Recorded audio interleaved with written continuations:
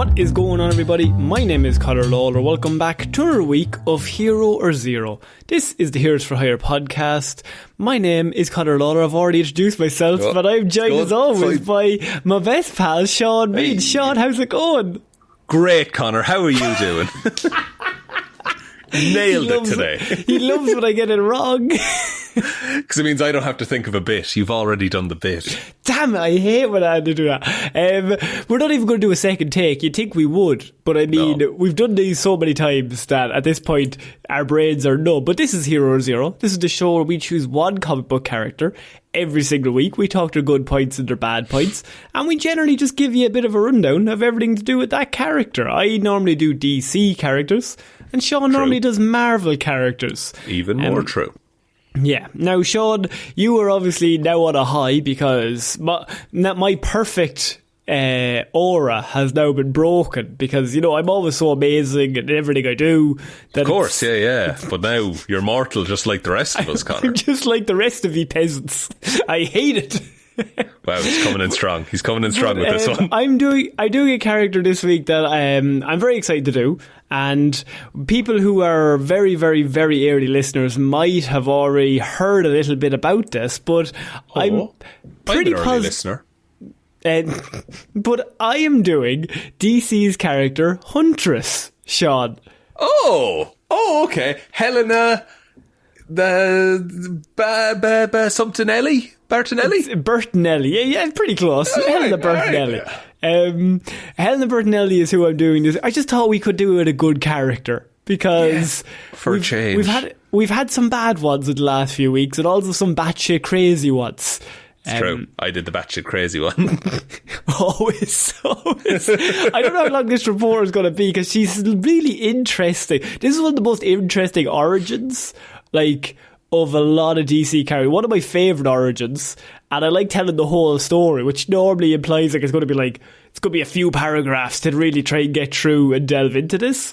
But she is a Gotham-based character as well, which is probably why I know a little bit more about her. And if you haven't heard of the Huntress, she's a pretty big character in terms of, she's appeared in DC's Arrow in the early seasons. I forgot she had. Yeah, she was in that? She's in Birds of Prey as well. Birds of Prey as well. Yeah, she's a character that I think in the last few years has definitely got a bit more into the spotlight. But I think she's DC's Punisher. But I don't want to resolve her down to that because I think she's a bit more 3D than Punisher. And I don't mean that as an insult to the Punisher character. From what I know about both of those characters, they've adapted and adjusted to their life in very different ways. But I also think she it depends on who's writing it. So the character can have a much darker tone. She can have a much lighter tone. It's a lot of Batman and all the other group and the Justice League try to tone her down rather than bring her up. They don't have to bring her up. They need to rein her back a lot of the times. Interesting. Okay. Yeah, so she was created. She's also not the first Huntress. She is the second Huntress, but she's the one that everyone knows. So she was in Huntress number 1 in 1989, and her creators were Joey Cavalieri and Joe Staton, who had actually worked on the Helena Wayne version previously. Now, Helena Wayne is the original Huntress. And, but that's in but that's in the fucking 50s. That's a completely different universe. Yeah, stuff was still being figured out at that time. Yeah. So in Huntress number 1, so here I'm going to try and do this origin. We're going to try and get through it, right? Go for it. Here we go. All right, this is it. Also, could you give this a like and follow or whatever podcast platform you're listening to this on? It would really help us out. We also do a thing where Spotify asks a random question at the end of each show, and we just make you answer just in a really random way. Whatever question we want. Write a better intro for Conor this week, I would say. Something he can remember easily, you know. So Maria Bertinelli, the wife of Franco Bertinelli of the mafia family in Gotham City, was the subject of frequent beatings from her husband. though he would never hit her in the face, so nobody would ever know what was happening, but he would hit her everywhere else. So, right, bad dude. So the Bertinellis are a massive mafia family in Gotham City. Maria is the wife, Franco's the husband. Franco, not a nice man in any way, right? He's like the head don of the mafia. She's now in the mafia, but she's getting the shit kicked out of her. She begins to have an affair with a man called Santo Casamento, and eventually becomes pregnant with him. Right. And so, knowing the unborn child wasn't his, Franco, not happy about this, had actually continued to even beat Maria throughout her pregnancy, throughout the whole thing. When Maria gave birth to this child of her illicit union, she chose the name Helena Rosa Bertinelli as the name of the child. So during the first 8 years of Helena's life, she lived in the household of a mafioso without ever even being aware of what criminal dealings were taking place there, because she's only 7. So she can't comprehend the idea of this underground world that is run by gangsters. Yeah, and they're basically the biggest gang, or the mafia gang in all of Gotham. She's like, oh, it's my dad's work.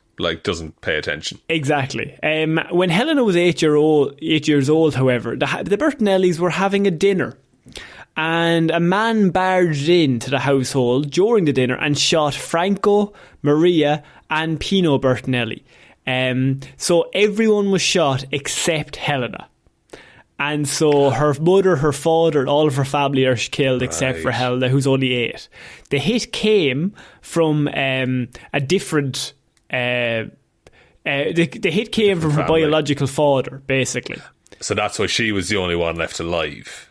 But that's where the twist comes, where the biological father actually gave the original order was to keep the girl alive, but he actually meant Maria. He didn't mean Helena. So he wanted to kill everyone, and then him and Maria go off into the sunset. Also a bad dude. He's willing to kill a kid. His plan was kill everyone, and then me and Maria can be together forever. Right. Everyone else is an obstacle to that. But they turned up and they killed everyone except for her. And she was spared. The gunmen were confused between Maria and Helena. And so Helena was spared, even though she wasn't supposed to be. So she's not meant to be alive, but she is. Wow. And now all of her family is dead. Everyone. Such a cool origin, to be fair. Great. So Helena's placed under the care of her uncle Tommaso's nephew, Salvatore Sora. I'm going to throw a lot of names at you, but I'm going to try and... It's very basic. She goes to live with her uncle, right? Grant. Cool. Uncle Sal.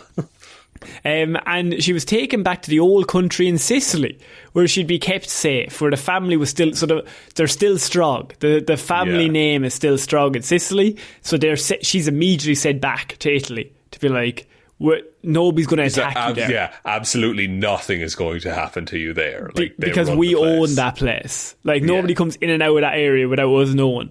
When arriving, she's terrified. She remained there for a number of years, watching her cousin and her uncle train and practice with weapons and hand-to-hand combat. However, the nightmare stayed with her. One night, her cousin showed her that she could only stop the nightmare by putting an end to those who murdered her family. Blood cries for blood. You can see the Punisher. Love that shit. Yeah. It's pure vengeance. When taken into the barn, she asked her cousin to teach her how. Picking up a crossbow on the wall, she trained until the age of 15, when she was sent to a boarding school in Switzerland to protect her from the Italian authorities who were cracking down on the mafia at this point. So she sent off to boarding school to be like, the police are coming in on us. Yeah. So she's just moving around all this time, and just still filled with rage and anger. So she's got him until she's 8. Then she's sent to Italy to live with the family for a few years. Then when she gets to 14, 15, she then gets sent off to boarding school because the mafia the police are just after them. They're about to crack down on them. So when reading and seeing what was happening, she realised that everything she had been told was a lie about the mafia. She realised that the mafia was actually a force of corruption and evil, because she had just grown up with it, that they were the good guys. They're the people who look out for her. So psychologically, they must be good. But once she's outside of that world, it's like, oh no, they're the villains. We're the baddies. Once she goes to boarding school, out of being surrounded, the curtains start getting pulled across, and she starts seeing outside, like, oh fuck, actually, are we the baddies? And she basically realised that her own family had headed this like force of corruption and evil in Gotham City.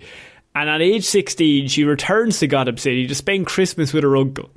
However, she hates everyone there. She turns up and they invite her because, like, the last time they seen her, she was cool. She was one of them.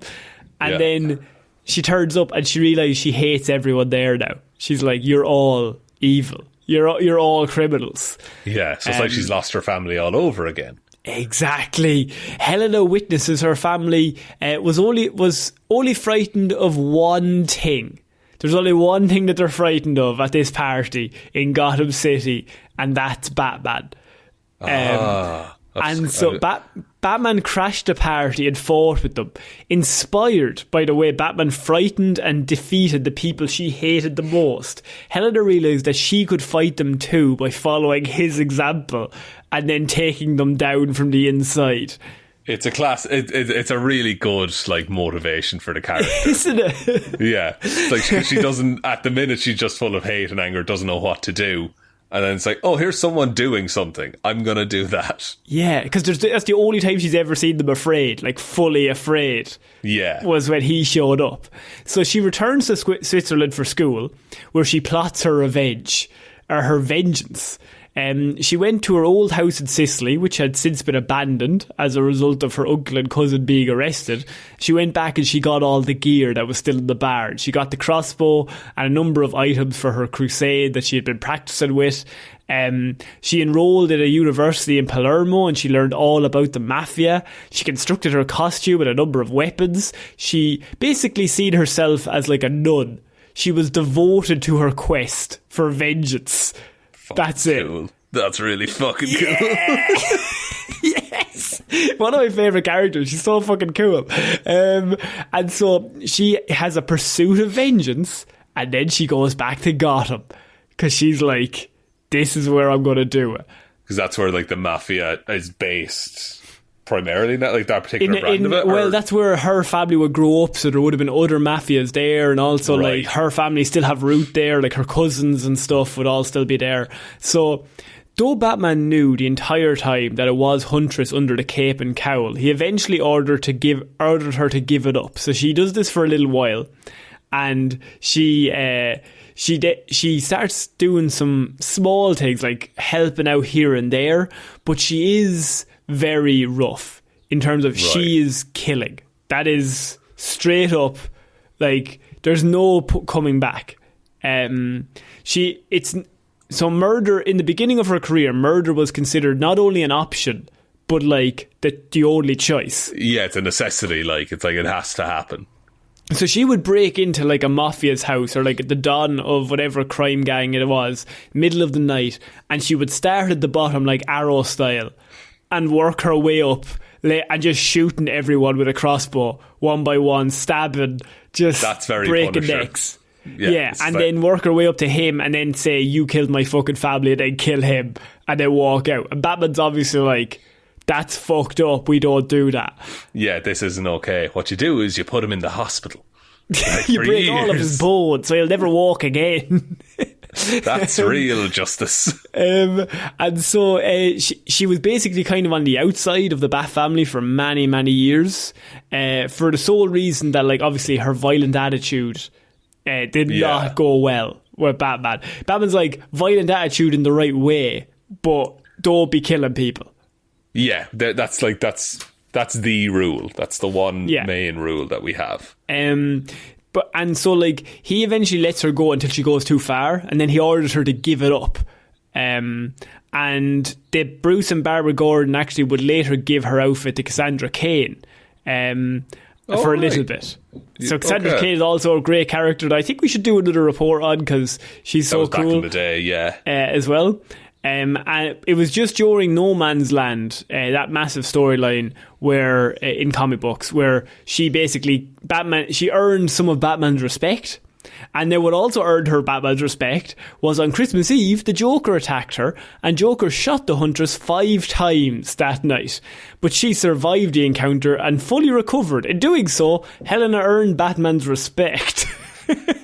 You can really take 5 bullets. That's what I'm looking for. My God. Fair fucks to you, lad. Because his parents only got 1 each, so like. See, and they were weak. They were. She is actually like real tough, whereas his parents, little fucking bitches. Actually, by this logic. He's spent years, and that's the conclusion he's come to. That's how he's worked it out. he's like Jason Todd beaten by a crowbar. That's okay, but getting shot 5 times, oh boy, you lads. must be one tough motherfucker. I'd say Jason was hit by a crowbar and exploded. True, but to be fair, no bullets, so actually still weak. Still the weakest. Bullets are the most dangerous thing in the world. Than a bomb. To curb Helena's violent attitude, Batman then nominated her for a position in the Justice League, with the idea that maybe she's surrounded by people who aren't murderous psychopaths. She will be less murdery and psychopathy. Like, let's just put Punisher in the Avengers, like. Basically, so the idea is, if we put her near Superman, surely some of that has to rub off, like. Even a tenth of it could rub off on her. However, Batman revoked her membership when she was about to kill Prometheus, almost immediately after joining. So she's like, well, Prometheus is real bad. We've actually done a report on Prometheus. Really cool character. Nearly killed the Justice League. But she's like, he's a really bad guy. I'm going to kill him. And immediately Batman revokes her membership and is just like, okay, she has to learn the fucking thing. Great stuff. Fantastic. You had 1 chance. Yeah. After a series of murders, which seemingly pointed to her as the killer, Huntress became wanted by Batman and Nightwing. Fortunately for her, she tumbled into the bay, where she was picked up and rescued by The Question. So she's now wanted by Batman and Nightwing, because they're like, okay, that's way too far. Even for us, that's fucked. You've crossed our line, which is pretty fucking fast and loose most of the time. So the Question shows up and he takes her away, and she's taken to Canada, where she's trained by the Question sensei for 3 months. The two then travel back to Gotham, where she shares the story of becoming the Huntress.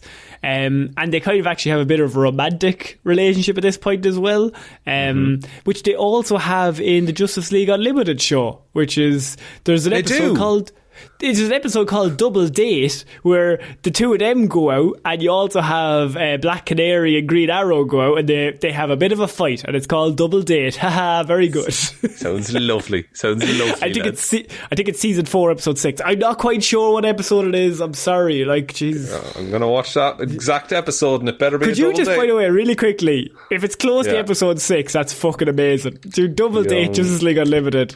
Just really Unlimited. Sorry. It might be season 3, because I don't know if that classifies as Unlimited as well. I think it might be. Date. Season 2, episode 6. Season 2, episode 6.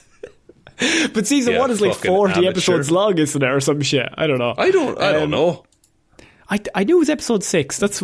My brain is very strange. However, when Huntress then discovered who had been framing her, and she discovered more than she bargained for. She discovered her true father as being Santo Casamento, which is not what she knew at this point. Oh, shit. And he was responsible for the death of her family. So this is when it all came out. Because up until this point, she just thought some lad turned up and killed her whole family. Just some other mobster, in a mob hit, yeah. And it's not until this moment that she realises her actual biological father hired a hitman to kill her whole family. What? So she's been going around killing her believed family this whole time, the Bartonellis. Yeah. But there's a whole other family she could be killing. She's like, so many missed opportunities for killing families. So as a result, Helena asked a favour of her uncle Tommaso. Santo was lowered to the docks and was killed by Tommaso's men. So she got her uncle, who's still in the mob, to lure Santo out into the docks and kill him. The Question was not happy with this, because was like, did you do that? She's like, well, he's dead now, isn't he? That's problem solved. Yeah. What does it matter what I did? What does it matter who I asked or who I didn't ask? I mean, and he inquired when the killing would stop, and that's at the point where the question actually ends it with her, and like he leaves it because he thought she was on the up. He'd spent so many months with the sensei trying to like quell all of her anger, and then this was her moment. She was like, well, I didn't kill him, I just hired people to kill him. That's different. It's like, is it though? I don't have to kill you, but I'm not going to save you kind of logic. Yeah, it's like it's weak. It's weak enough. You're on thin ice, kind of. Yeah. But however, Batman eventually did supply Helena with a new uniform and a bike. So this is after many years, and she becomes a bit less of a vigilante and a bit more of a hero.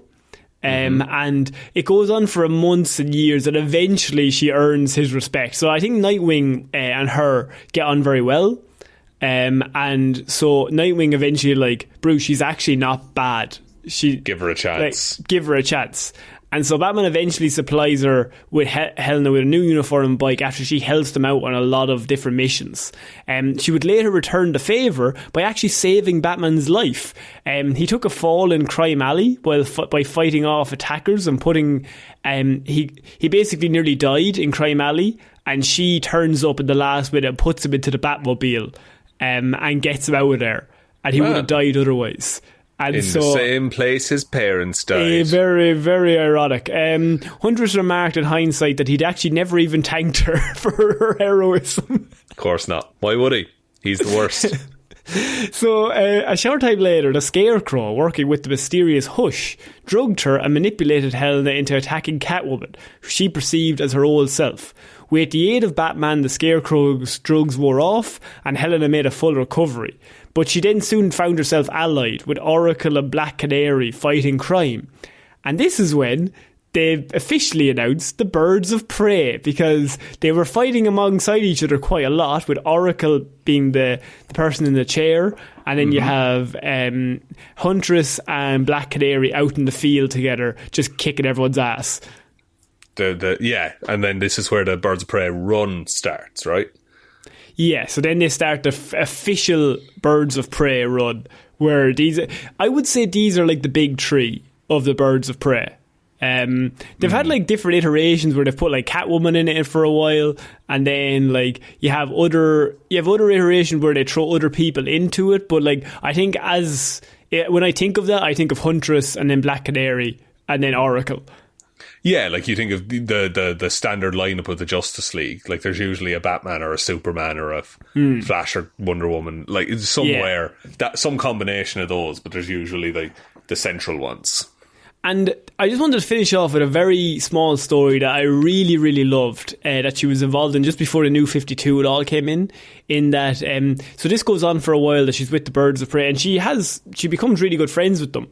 But eventually after a while, she kind of fears that Oracle is manipulating her just like Batman. And she's feeling a lot of guilt over her past and all of her murders, and she has a lot of guilt. She then abruptly leaves the group. She leaves the Birds of Prey, and she returns to Gotham. And using... she basically offers the Mafia a deal. She goes back to Gotham and she says, look, I know I've killed a lot of you in previous years, in years gone by, but I would like to come in and would like to help you eliminate the competition. Because her logic is, if I join you, I can get rid of all the other mobs, and then there will just be you. And the mob crew, they're like, that sounds like a good idea. We'd love to have you part. Yeah, she's like real good at killing mobsters. She's really good at killing mobsters. Sean, this was all infiltrating the mob. It's actually a plan that she came up with herself. But she's like... They're like, why would you want to join? She's like, I'm a Bertinelli. Like, I'm an original mobster here in Gotham City. Like, my family is royalty. Yeah. And I'm a stone cold killer.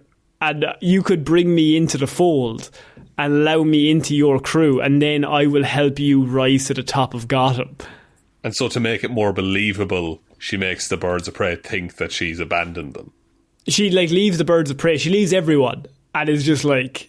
I'm all on my own. And they're like, are you not part of the Bat family? No, I fucking hate them. They're dickheads. Like, I haven't worked with them in months. Yeah. Well, okay, it's not the best plan in the world, but fair play for it. The mob, they aren't thinking logically, and they accept her offer because they're like, holy shit, this is gold mine. She's got all the information on Batman. She knows how they think. This is fantastic. And so they bring her in, and she set her plan in motion by setting the mobs against each other. Basically, like, trying to rile them all up so they will all just kill each other eventually. So she's just, like, shaking the fucking, like, nest of bees. It's like the Red Hood Jason Todd approach to be like, let's just fuck shit up and let's watch them all kill each other. He's probably more so open to blowing everyone up, but her job is to, like, she'll give this mob the location of where the other mob is, or the other mob location of where a third mob is, or where a deal is going down between two mobs, and then the third one shows up and just kills everyone, and they're all just killing each other. But she's just like puppet mastering this whole thing. Yes. Wild. Yeah. So she's really smart as well then. Oh, it really, really is smart, but like ruthless. And so Batman's finally got out the murder part of her, but she will then just get them to kill each other because she thinks that's the biggest justice of all, if they just fucking kill each other, the bastards. That's a really interesting mindset. It's just like, I won't kill you myself, but you'll kill each other. You all are worthless. You're all part of the mobs and the mafias, and I fucking hate all of you. I don't care if one of you shoots the other one. Go shoot them. It doesn't matter. It's just, it's going to happen anyway at some point, so I'll just speed it up. Batman eventually confronts her, but is pleasantly surprised when Huntress basically reveals her whole plan to him, and he's just like, holy shit, that's actually just crazy enough that it might work. Of course, Batman is just like, yeah, no, this is fine. This I'll allow. This is a great idea. And then the New 52 came in, so they stopped doing that plot. But that's one of my favourite plots that never got fully developed. So powers and abilities, Sean, I mean, basically everything. Archery. Mm-hmm. She carries her trademark crossbows on her at all times. Whether they're dual-mounted mini crossbows or one large crossbow is up to her. She has a proficiency to use both. She's once used a single bowl to split a bullet in two. Jesus Christ. Pretty good. I will say I like one big crossbow instead of two little ones. I think that looks cooler. Yeah. Okay. It says more. It says you have more confidence in yourself. And it has to be one bolt. Yeah. And then, like, when you're out of bolts, you start swinging it around and doing it as a weapon. Of course you do. Criminology. Huntress grew up in a criminal environment and later spent a few years surrounded by gangs and criminals. She's one of the most streetwise heroes, basically, who stayed on the straight and narrow. In terms of driving, she's able to pilot the Batmobile at high stress and combat situations, as well as her own motorcycle. She obviously has a motorcycle with her. Firearms. Over the years, Huntress realised that firing and reloading bolts at armed individuals may not be the most effective way, even if they were the most non-lethal. She's adopted her arsenal over time to include various firearms. Investigation. Batman himself has mentioned Huntress's prowess during investigation situations. She is credited as the Batman of the Birds of Prey team and regularly spends her free time solving cold cases, especially when the mafia is involved in them. So when it gets quiet, she'll just like casually solve a case that the GCPD has been working on for years. Yes. Yeah. That's really fun.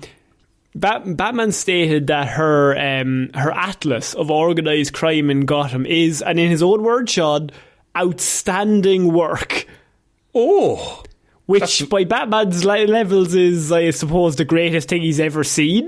It's like the cure for cancer in terms of Batman's work. Batman has never said anything is outstanding. So when he says it's outstanding, he means, holy fuck, I would be proud if I did this myself. The only time anything's ever been outstanding is when he's looking for rent off of his multiple tenants. That is fucking atrocious. Move on. Martial arts. Huntress is very much a street fighter. Before honing her skills in martial arts, she spent many years getting into intentional fights just to prove her mettle over and over again. She has since She has since fine-tuned her skill after years of work with Black Canary, who Black Canary, if you don't know, is like one of the best fighters in all of DC Comics, an absolute just like fighting machine. She learned various disciplines of martial arts, enough to challenge even Lady Shiva, who's the best fighter. Who is the best fighter in all of DC Comics, yes. If you haven't heard of Lady Shiva, I would like to do a report on her as well, because she trained Batman is the way to... as a human, she is peak fighter. There's nobody that can defeat her. That's all you need to know about that character. But do a report on her anyway, I mean, but like, that's her selling point. She's got a dragon-style kung fu, which is pretty good. Stick fighting. Although she prefers to use her martial arts and hand-to-hand combat, she also uses a battle staff a lot of times as well. Coolest weapon. She's got peak human condition, obviously. She's got stealth. She's got throwing. So, like, she's seen as the Batman of the Birds of Prey. That's all you really need to know. Like any skill she has just honed it to, like, the best it can be. Yeah. Transportation, she's got her motorcycle. Her weapons are the crossbow and the battle staff. I love a battle staff, which is collapsible as well, Sean, which is something I also like. Kind of a staff. That's the Tim Drake staff that I fucking love. Yeah. It's like a collapsible one that can... It's like it fits on your belt and then it's a metre and a half long. Spring it out. Her first costume was actually modelled after that of the heroic Earth 2 version. So originally she had like her legs exposed, and I think like it came up to her shoulders. But she's since like added, basically she's covered head to toe now. Yeah, it's like tactical gear now. Yeah. She has a lot of similarities with Marvel's The Punisher. Both lost their loved ones that have an Italian descent. They were both also devoted Catholics. And both vow to destroy every organised crime unit they encounter. But Huntress is a current member of the Justice League, while Punisher still remains a murderous lone anti-hero who the Avengers will not touch. Because he is... too far gone. Yeah. And so, yeah, that's my report on the Huntress, Sean. She's really, really cool. I love, like human characters in DC that are basically meta-humans because of how fucking driven they are. Like, they're just peak human. They're Steve Rogers, basically. Yeah, like peak human conditioning. And trained through hate. That's a key. It's just like vengeance. Anger. Vengeance. I just love vengeance. Yeah. No, that's a really good report, Conor. Do you want me to take us out? Sure, why not? Thanks, everyone, for listening to this episode of Hero or Zero. We'll be back on Wednesday with Weird News Wednesday. Next Friday, I'll have a Hero or Zero. There will be a Spider-Verse review at some point as well, so take a look out for that. Thank you for supporting us on Patreon if you do. Thank you for considering it if you don't yet. The link is below. It's patreon.com/Heroes for Hire podcast, and donating over there, you get extra shows and stuff like that, and it also just helps to keep the show going every single week and every single month. There is a merch store as well, heroesforhire.ie/shop. Twitter is @heroesforhirepod. The 4 is the number 4. Facebook is Detective Devilment's discussion group. Instagram is Heroes for Hire podcast, and the best way to ever help out the show is to tell one human being that we exist. Just a one, please. And I think that's about it, Conor. I think so. So also let us know how you feel about Huntress. Yeah, leave that on the spot off, I think. Yeah, and also the intro, because he did fuck that up at the start. I'm trying to get rid of the intro thing. I've been Michaela Doughty. I'm Seán. I will see you all next week, guys. Bye.